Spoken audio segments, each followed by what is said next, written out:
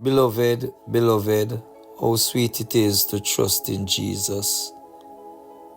Just to take him at his words, we give praise. Still on our theme, answering the call. The book of Acts chapter 9, 1 to 22. We have looked at Paul's life outside of the call. Verse 1 and 2. We have looked at answering the call because it is divine. Verse 3 to 6. We have looked at also answer the call because God will prepare the way. Verse 8 to 14. And we are at number 4. Answer the call because God has a mission for you. Verse 15 to 16. Now, based on this, verse 15 and 16, you see, God reveals to Ananias that Saul is his chosen instrument to carry the gospel to the Gentiles, kings, and the people of Israel. Now, let's look at verse 15. A chosen instrument. Saul is set apart for a specific purpose, demonstrating God's intentionality. Set apart. This story proves that God can use anybody, anyone. In verse 15 again, the mission is to carry God's name.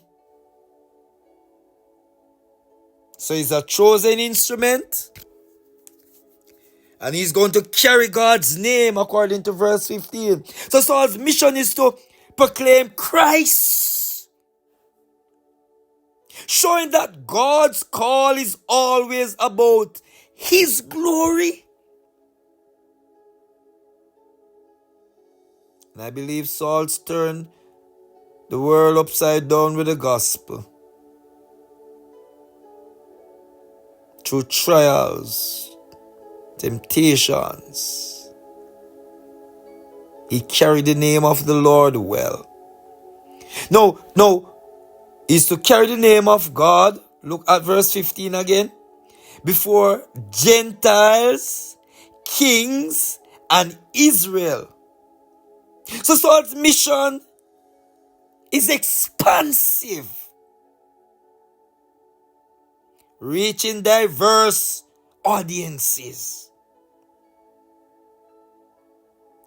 God have a mission for you. He knows what he wants through you.